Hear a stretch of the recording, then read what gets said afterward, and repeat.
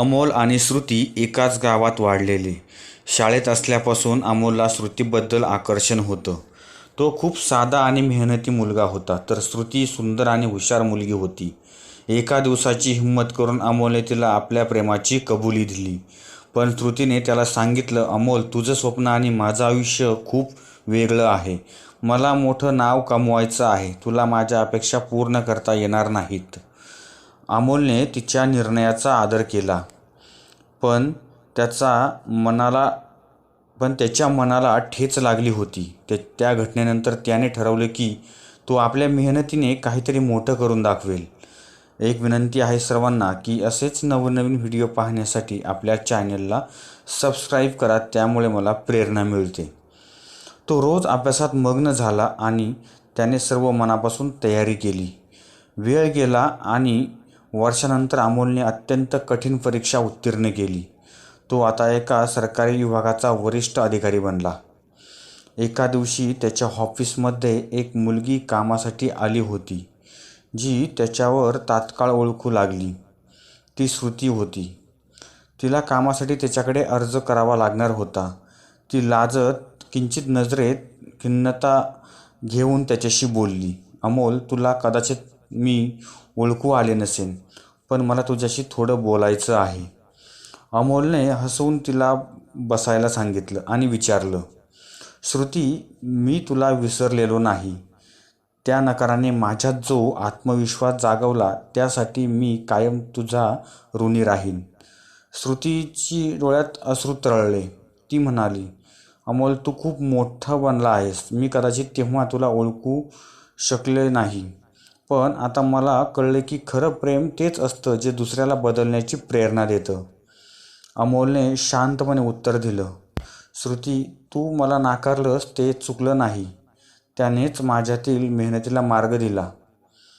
त्यांच्या दोघांच्यात आता एक नवीन नातं निर्माण झालं होतं, ज्यात स्वतःला समजून घेण्याची ताकद होती. श्रुतीच्या डोळ्यात अश्रू आले होते. ती ओशाळलेली वाटत होती. तिला हे कळून चुकलं होतं की अमोलच्या रूपाने तिने एका खऱ्या आणि उमद्या व्यक्तीला गमावलं होतं. दोघेही काही क्षण शांत होते. फक्त त्या भूतकाळाच्या आठवणी त्यांच्या मनात तरंगत होत्या. श्रुती हळूच म्हणाली, अमोल, मी खूप मोठं स्वप्न पाहिलं होतं. खूप काही साध्य करायचं होतं, पण तुझं प्रेम समजायला मला उशीर झाला. आयुष्याच्या वेगात आणि यशाच्या मागे धावताना मी एक गोष्ट विसरले. खरा आनंद नेमका कशात आहे? अमोल हसत म्हणाला, श्रुती, तुझं स्वप्न बरोबर होतं. मीही मोठं बनायचं ठरवलं होतं. पण फरक इतकाच की मी स्वतःसाठी मेहनत केली नाही, तर त्या नकारातून तुझी किंमत समजली. मला स्वतःवर विश्वास ठेवून कष्ट करायचे होते आणि तुला सिद्ध करायचं होतं की मीही काही कमी नाही. श्रुतीच्या मनात एक प्रकारची खंत होती. ती म्हणाली, अमोल, आता माझ्या आयुष्यात असा कोणीच नाही ज्याच्या खांद्यावर डोकं ठेवून मला रडता येईल. मी खूप एकटी आहे. अमोलने तिच्याकडे समजून घेत पाहिलं. त्याच्या मनात तिच्याबद्दल अजूनही एक गोड भावना होती, पण आता तो प्रगल्भ बनला होता. तो म्हणाला, श्रुती, आयुष्याने मला खूप काही शिकवले.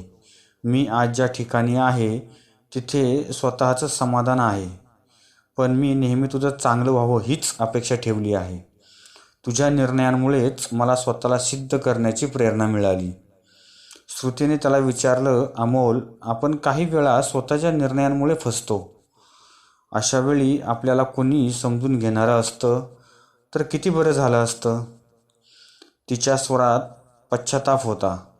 अमोल म्हणाला, आयुष्य आपल्याला शिकवतं आणि प्रत्येक अनुभव आपल्या प्रवासाचा भाग असतो. पण श्रुती, आपण भूतकाळात अडकून राहू शकत नाही. तू पुढे जा. तू नव्याने जीवन जगू शकतेस. श्रुतीने डोळे पुसले. त्याच्या शब्दांत तिला नवी उभारी मिळाली होती. ती त्याच्याकडे कृतज्ञतेने पाहत म्हणाली, तू खूप मोठा मनाचा आहेस, अमोल. मी जेव्हा तुझ्या आयुष्यात नव्हते तेव्हा पण तू स्वतःचा आदर ठेवून उभा राहिलास. तू खरंच खास आहेस. अमोलने तिच्या खांद्यावर हलकेच हात ठेवून म्हटलं, तू तुझं स्वप्न पूर्ण कर, श्रुती. आणि जर आयुष्यात कधी सोबतची गरज भासली तर मित्र म्हणून मी नेहमीच आहे. त्या क्षणी त्यांनी एकमेकांशी निरोप घेतला, पण त्याचं नातं एका वेगळ्या रूपात परिपूर्ण झालं होतं. एकमेकांच्या जीवनात बदल घडवणाऱ्या सच्च्या मित्राच्या रूपात त्यांनी एकमेकांना चिरकालचा आदर दिला आणि आपल्या मार्गांनी पुढे निघून गेले, एक नवीन सुरुवात करण्याच्या आशेने. श्रुती मनात अमोलचा विचार करत आपल्या घरी परतली. त्या भेटीनंतर तिच्या मनात असंख्य भावना आणि विचारांचे काहूर माजले होते.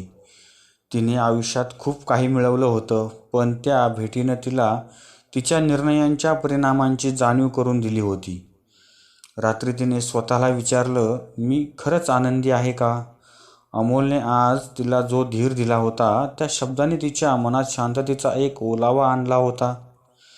पण त्याचबरोबर आपल्या निर्णयामुळे तिने गमावलेल्या प्रेमाची उणीवही तिला जाणवली होती. काही दिवसांनी श्रुतीनं एक निर्णय घेतला. तिनं अमोलला कॉल केला. फोनवर तिने हळू आवाजात विचारलं, अमोल, आपल्याला परत एकदा भेटता येईल का? अमोल थोडासा आश्चर्यचकित झाला, पण त्याने हसून होकार दिला. अगदी साध्या ठिकाणी एका शांत बागेत ते दोघे पुन्हा एकदा भेटले. श्रुती थोडी घाबरलेली होती, पण अमोल तिच्या चेहऱ्यावरचं ते बदललेलं भाव ओळखू शकला. ती थोडं हसत म्हणाली, अमोल, तुझ्याशी शेवटचं बोलताना मला माझ्या चुकांची जाणीव झाली. तुझ्या प्रेमाचा आदर करणं हीच गोष्ट मी विसरले होते. आता मला कळलंय की मी कुठे कमी पडले. अमोल तिचं बोलणं शांतपणे ऐकत होता.